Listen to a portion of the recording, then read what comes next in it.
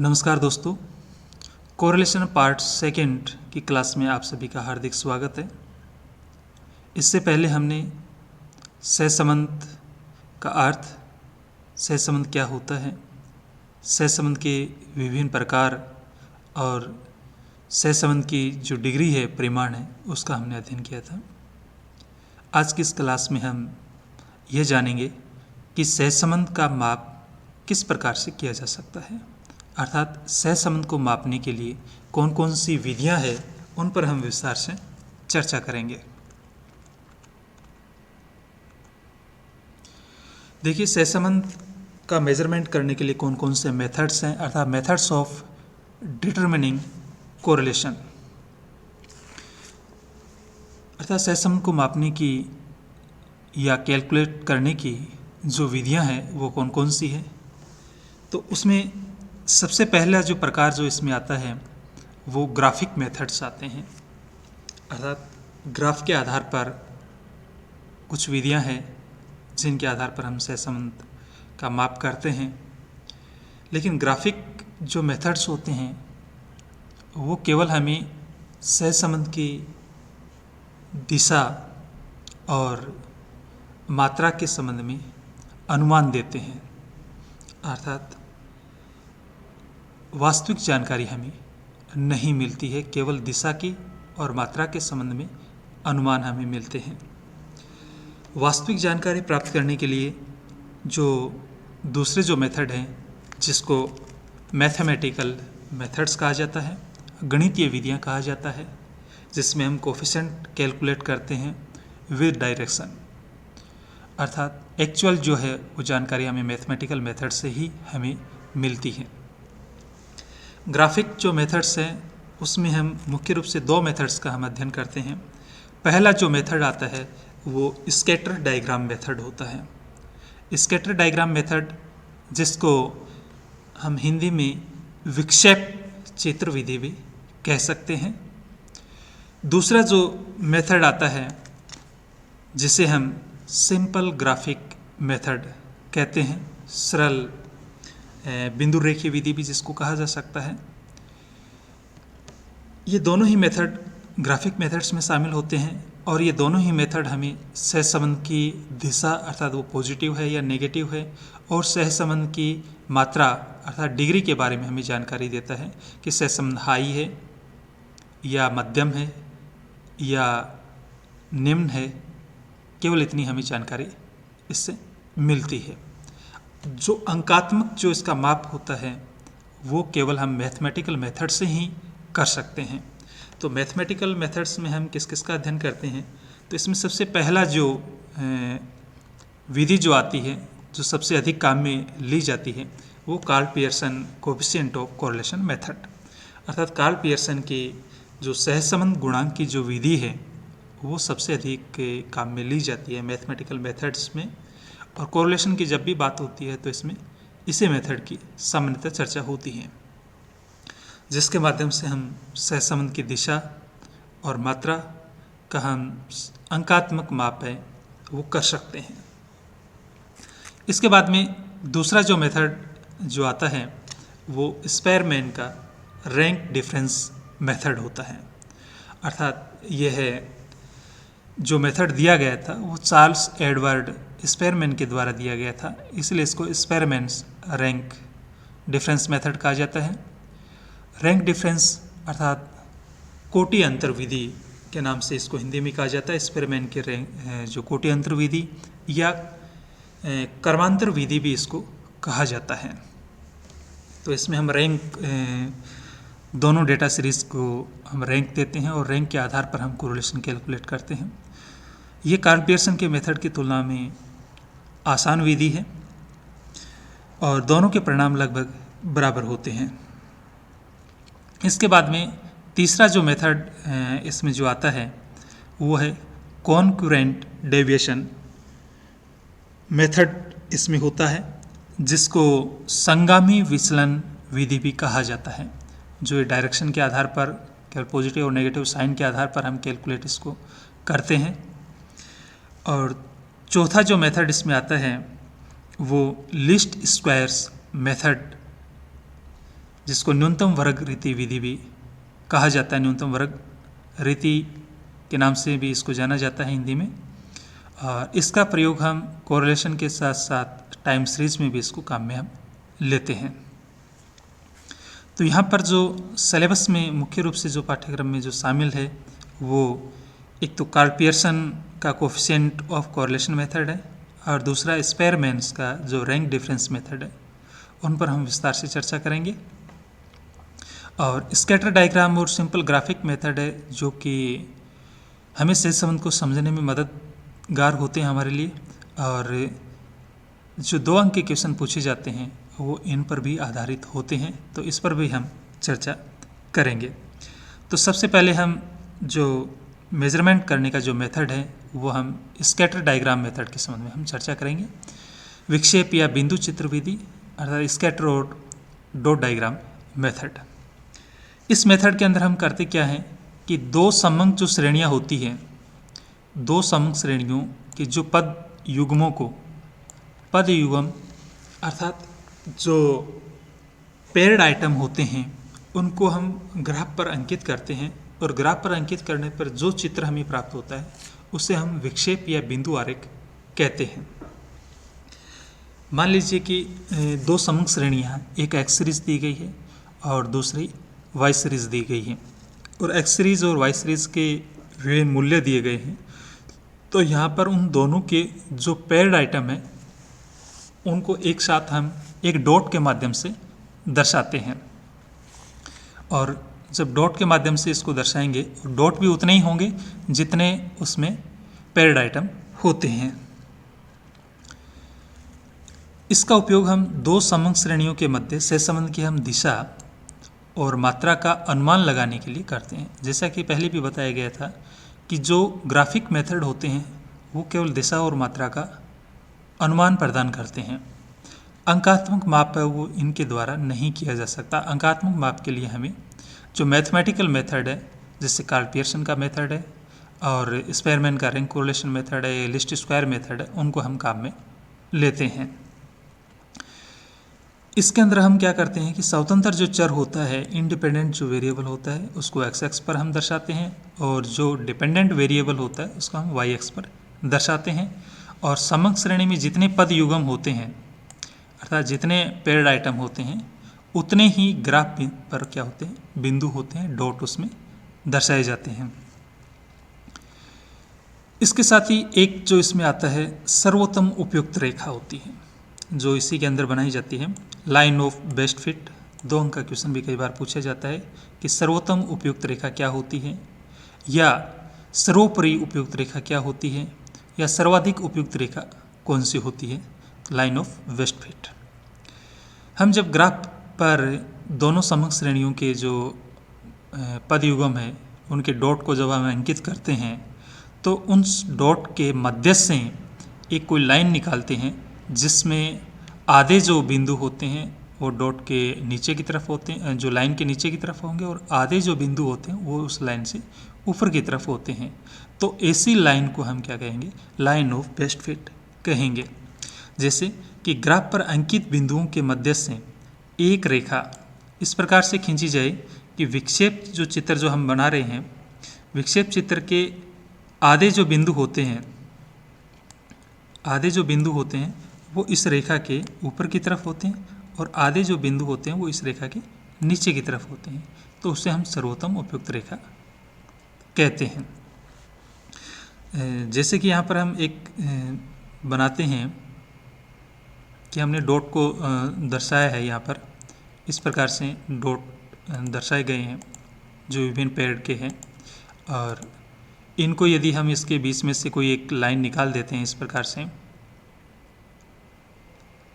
तो ये क्या लाइन ऑफ बेस्ट फिट कहलाएगी, क्योंकि इसके आधे बिंदु है वो ऊपर की तरफ है और आधे बिंदु इसके नीचे की तरफ है इसके अंदर, और कुछ बिंदु जो इस रेखा के ऊपर आते हैं और इनके मध्य से ये लाइन निकाली गई है, तो इस लाइन को लाइन ऑफ बेस्ट फिट कहा जाता है। इस लाइन ऑफ बेस्ट फिट या सर्वोत्तम उपयुक्त रेखा होती है, इसका क्या फ़ायदा होता है, क्यों इसको निकाला जाता है। इसका जो पहला फ़ायदा ये होता है कि इससे सहसंबंध की जो दिशा है उसकी जानकारी हमें मिल जाती है। जैसे कि यहाँ पर हम देख रहे हैं कि ये बाएं से दाएं ऊपर की ओर बढ़ती हुई है, तो इसका अर्थ क्या है कि सहसंबंध किस प्रकार का है, यहाँ पर पॉजिटिव है, अर्थात कोरिलेशन है वो धनात्मक है। दूसरा जो इसका फायदा होता है कि विक्षेप चित्र के अंकित विभिन्न बिंदु इस रेखा के जितने अधिक निकट होंगे सहसंबंध उतना ही अधिक होगा। यहाँ पर जो बिंदु अंकित किए गए हैं, ये बिंदु जितने इस लाइन के पास में होंगे कोरिलेशन उतना ही अधिक होगा। और यहाँ पर ये जो बिंदु है, जैसे मान लीजिए एक बिंदु यहाँ पर हो और एक बिंदु यहाँ पर और दूसरे कुछ बिंदु इस तरफ फैले हुए होते हैं, तो जितने अधिक दूर होंगे कोरिलेशन उतना ही कम होता है। तीसरा जो इसमें कि एक समंक श्रेणी का कोई मूल्य ज्ञात होने पर उससे संबंधित दूसरी श्रेणी का मूल्य ज्ञात किया जा सकता है। तो एक श्रेणी का कोई अगर मूल्य दिया गया हो, जैसे कि हमने यहाँ पर इसको दर्शाएं और उसके आधार पर अगर हम ज्ञात करें, जैसे कि यहाँ पर कोई एक मूल्य दिया गया है, तो इसके आधार पर हम एक लाइन ऐसे निकाल सकते हैं और इसके आधार पर हम दूसरा जो मूल्य वो भी हम कैलकुलेट कर सकते हैं। तो एक संबंधित मूल्य के दिए हुए उन पर दूसरा संबंधित मूल्य का भी अनुमान लगाया जा सकता है। तो लाइन ऑफ वेस्ट फिट के मुख्य रूप से 3 कार्य होते हैं कि सहसंबंध की दिशा की हमें जानकारी देता है, और ये बिंदु जितने अधिक पास में होंगे सहसंबंध उतना ही अधिक होगा, ये बिंदु जितने अधिक दूर होंगे डॉट्स सहसंबंध उतना ही कम होगा। और अगर कोई एक मूल्य ज्ञात हो, जैसे स्वतंत्र चर का कोई एक मूल्य ज्ञात है, तो हम आश्रित चर का दूसरा मूल्य भी इसमें ज्ञात कर सकते हैं। इसके बाद में हम ग्राफ के द्वारा अर्थात विक्षेप चित्र के द्वारा सहसंबंध के जो विभिन्न प्रकार हैं उनका हम मेजरमेंट किस प्रकार से करते हैं वो हम जान लेते हैं। देखिए, सबसे पहले हमने यहाँ पर एक ग्राफ लिया है और इस ग्राफ पर हमने मूल बिंदु को दर्शाया है और हॉरिजॉन्टल लाइन की तरफ एक्स एक्स की तरफ हमने एक्स की वैल्यू को हमने दर्शा दिया है, और वर्टिकल लाइन पर हमने क्या ओ वाई को दर्शाया है, वाई एक्स को हमने दर्शाया है। अब यहाँ पर हम क्या करेंगे कि जो दो सीरीज है एक्स और वाई है, उनके जो मूल्य हैं पेयर्ड आइटम हैं उनको हम यहाँ दर्शाएंगे, अर्थात उनके डॉट्स हम बनाते हैं। तो हमें एक इस प्रकार की लाइन हमें मिलती है जो कि बाएं से दाएं ऊपर की ओर बढ़ती हुई है। तो जब कोई भी एक लाइन केवल एक सिंगल लाइन बने और वो बाएं से दाएं ऊपर की ओर बढ़ती हुई हो, तो वहाँ पर जो कोरिलेशन होगा वो पॉजिटिव होगा कोरिलेशन, और पॉजिटिव होने के साथ साथ वो कोरिलेशन की जो डिग्री होगी वो +1 होगी। यहाँ पर जो डिग्री है वो +1 होगी। आर का तात्पर्य यहाँ पर कोरिलेशन से है, +1 जो कि इसकी डिग्री है, और इसका डायरेक्शन कैसा है, पॉजिटिव कोरिलेशन है। तो पॉजिटिव कब होता है, जैसे कि हमने इसके प्रकार में भी पढ़ा कि अगर दोनों वेरिएबल, एक एक्स वेरिएबल है दूसरा वाई वेरिएबल है, जब एक्स में वृद्धि हो रही है तो वाई में भी वृद्धि हो रही है, और एक्स में जब कमी होती है तो वाई में भी कमी होती है। तो ऐसी स्थिति में जो कोरिलेशन होता है वो पॉजिटिव कोरिलेशन होता है।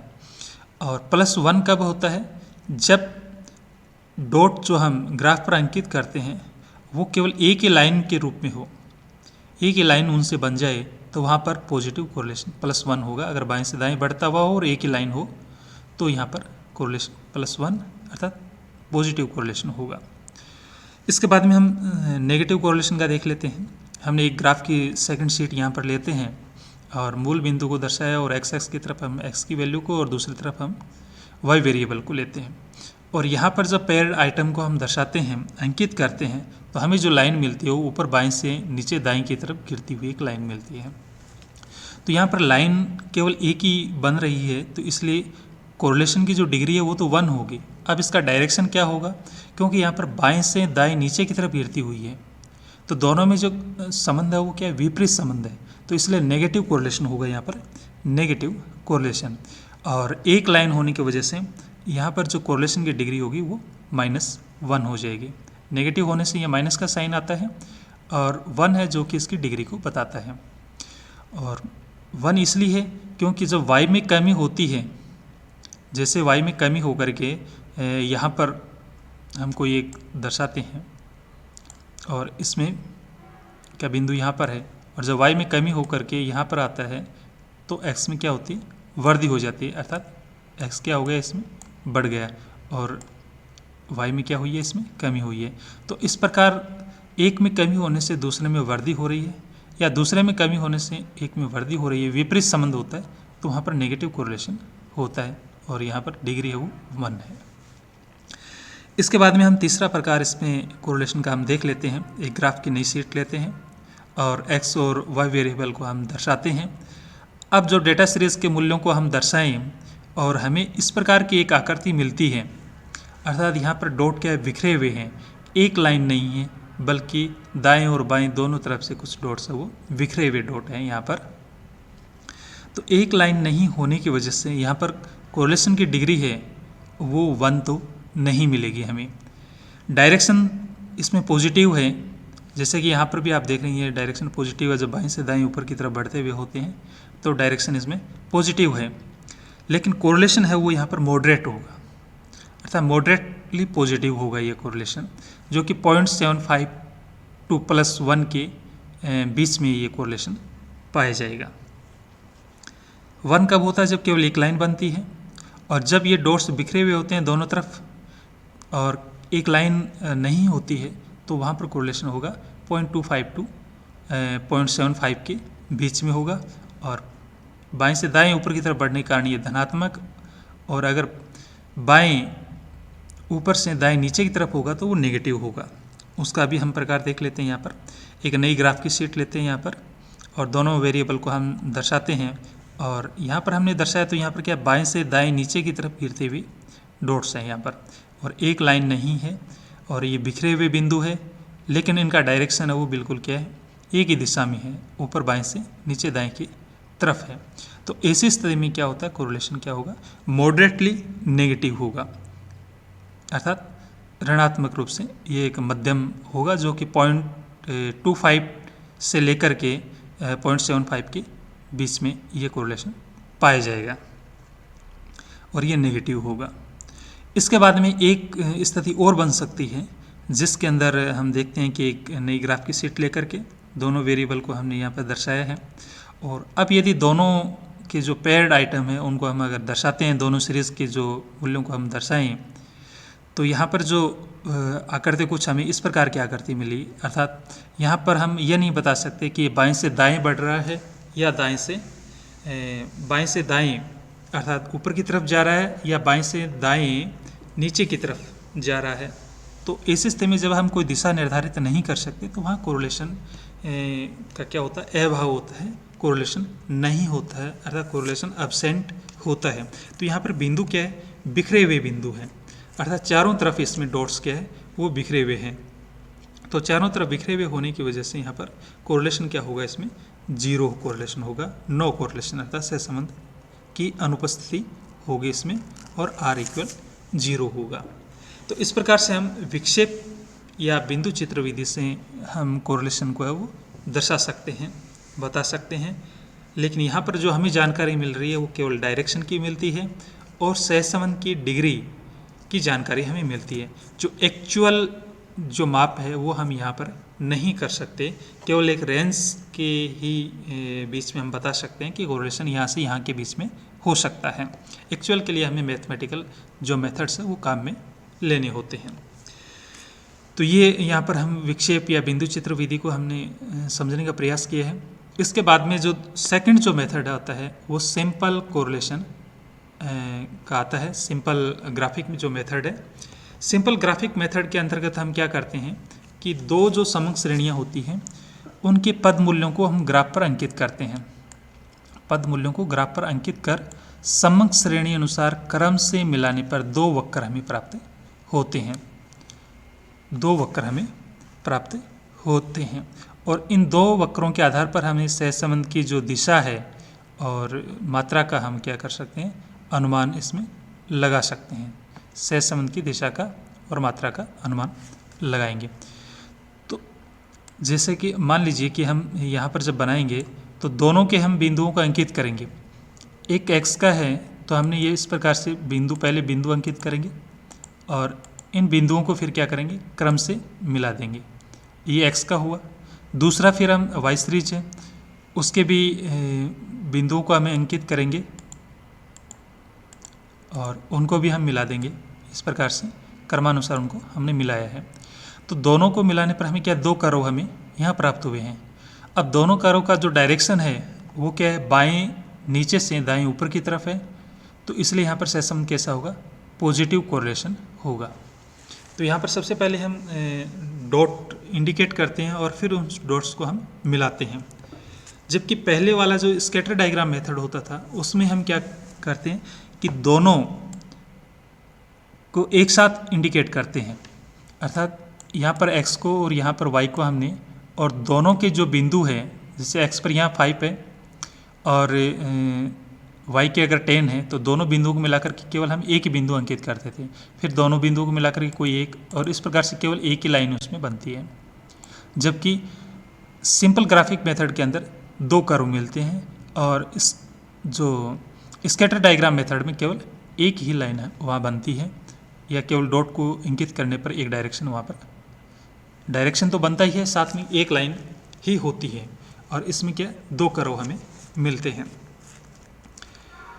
दोनों वक्रों में उच्चावचन की गति जितनी अधिक होगी, दोनों वक्रों के अंदर उच्चावचन की गति जितनी अधिक समान होगी, सहसंबंध की मात्रा भी क्या होती है, उतनी ही अधिक होती है। उच्चावचन की गति जितनी अधिक समान होगी, सहसंबंध की मात्रा उतनी ही अधिक होगी। इसको हम इस प्रकार से बता सकते हैं कि एक को हमने दर्शाया इस प्रकार से, और दूसरे में को भी हम दर्शाते हैं और उसमें भी आकृति इस प्रकार की बनती है।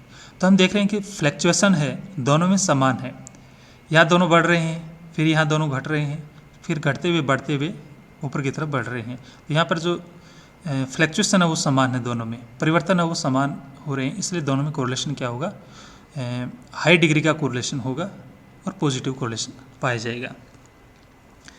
लेकिन दोनों ही जो मेथड है उनकी जो एक कमी है, वो कमी ये है कि इनका अंकात्मक जो माप है वो नहीं किया जा सकता, अर्थात वास्तविक जानकारी हमें नहीं मिलती है।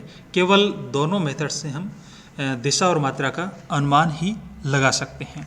वास्तविक जानकारी प्राप्त करने के लिए या अंकात्मक माप करने के लिए सहसंबंध गुणांक की जानकारी होना आवश्यक है, उसका कैलकुलेशन ज़रूरी है, और सहसंबंध गुणांक का जो कैलकुलेशन है वो मैथमेटिकल मेथड से ही हम कर सकते हैं। इस मेथड के द्वारा सरल बिंदु रेखीय विधि से किस प्रकार से माप किया जा सकता है उसको हम देख लेते हैं एक बार।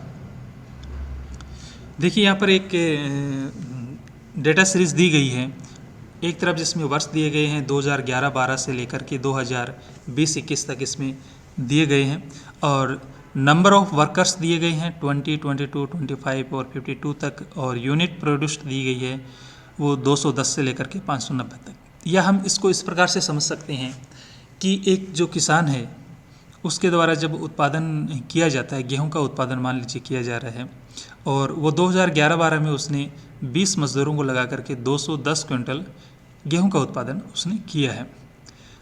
फिर वो मज़दूरों की संख्या को बढ़ाता जाता है, नेक्स्ट ईयर में 22 मज़दूरों की संख्या कर देता है, तो इस स्थिति में जो प्रोडक्शन बढ़कर के 210 से 250 क्विंटल हो जाता है। मज़दूरों की संख्या को बढ़ाते हुए वो 52 तक ले जाता है 2020-21 में, और जो प्रोडक्शन है वो बढ़ करके 590 क्विंटल गेहूं का हो जाता है।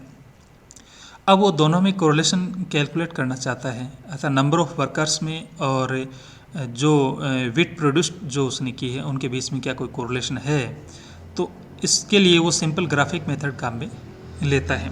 तो यहाँ पर सिंपल ग्राफिक मेथड को हम काम में लेकर के एक ग्राफ हम बनाते हैं। यहाँ ग्राफ की हमने एक शीट ली है और इसमें हमने बाईं तरफ क्या दर्शाया, नंबर ऑफ वर्कर्स है, अर्थात जो नंबर ऑफ वर्कर्स है 20 से लेकर के 52 तक है उसको हमने दर्शाया यहाँ पर, और दूसरी तरफ हमने जो दर्शाया है वो यूनिट प्रोड्यूस्ड है जो कि क्विंटल्स के अंदर दिया गया है, उसको हमने रेड कलर में इसको हमने दर्शाया है। यहाँ पर हमने राइट हैंड साइड में विट को दर्शाया, लेफ्ट हैंड साइड में हमने वर्कर्स को दर्शाया है।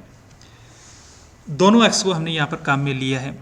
दोनों को इसलिए काम में हमने लिया है कि यहाँ पर नंबर ऑफ वर्कर्स और जो विट प्रोड्यूस्ड जो किया गया है इनके पैमाने में अंतर है वो बहुत अधिक है, और यदि इन दोनों की संख्याओं में ज़्यादा डिफरेंस नहीं होता तो हम किसी एक तरफ अर्थात राइट हैंड साइड में या लेफ्ट हैंड साइड में ही इसको दर्शा सकते थे। इसके साथ हमने एक्स एक्स की तरफ जो नीचे हॉरिजॉन्टल लाइन में जो इसमें दिया गया है उसमें हमने जो दर्शाया है वो ईयर्स को दर्शाया है 2011-12 से लेकर के हमने 2020-21 तक इसको यहाँ पर हमने दर्शाया है, जो कि इसमें कॉमन है।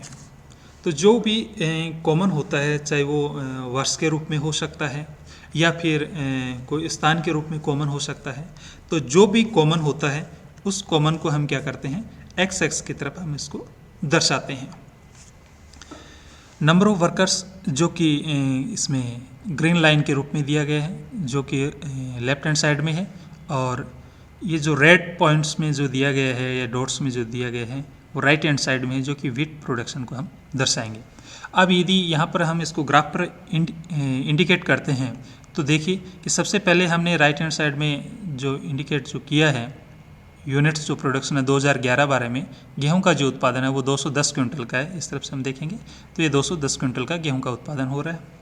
और जब नेक्स्ट ईयर जब हम बढ़ते हैं तो 2012-13 के अंदर ये 250 क्विंटल हो जाता है। और साथ में जो ग्रीन लाइन से हमने दर्शाया वो मज़दूरों की संख्या को है, जो कि यहाँ पर 20 मजदूर थे 2011-12 में, जो बढ़कर के 2012-13 में 22 हो गए। अब इसी प्रकार से हम आगे इसमें बढ़ते जाएंगे। 2013-14 के अंदर दोनों की जो है वो 260 हो गए इसमें गेहूं का प्रोडक्शन, और जो मज़दूरों की संख्या थी वो 25 थी। तो इस प्रकार से हम आगे इसमें बढ़ते रहेंगे और इसको इंडिकेट हम करते जाते हैं। तो डॉट्स हम बनाएंगे और डॉट्स के मध्य से हम लाइन निकालेंगे, और यहाँ पर हमें 2 कर्व प्राप्त होते हैं, क्योंकि एक तो नंबर ऑफ वर्कर्स के लिए और दूसरा व्हीट प्रोडक्शन के लिए हमें प्राप्त होता है। तो यहाँ पर जो दोनों जो कर्व हमें मिले हैं इनका जो डायरेक्शन है वो क्या है, बाएं से दाईं तरफ है, अर्थात बाएं नीचे से लेकर के दाएं ऊपर की तरफ बढ़ते हुए हैं, और दोनों के अंदर जो फ्लैक्चुएशन है वो भी सेम एक ही दिशा के अंदर है, और फ्लैक्चुएशन है वो भी क्या है, एक साथ दोनों में हो रहे हैं, ज़्यादा इनमें परिवर्तन नहीं है। तो यहाँ पर जो कोरिलेशन जो होगा वो पॉजिटिव कोरिलेशन इसमें पाया जाएगा। तो दोनों के अंदर हम केवल ये बता सकते हैं कि कोरिलेशन किस प्रकार का है, पॉजिटिव कोरिलेशन है यहाँ पर। तो यहाँ पर इस प्रकार से हमने 2 मेथड है जिसका हमने अध्ययन किया है।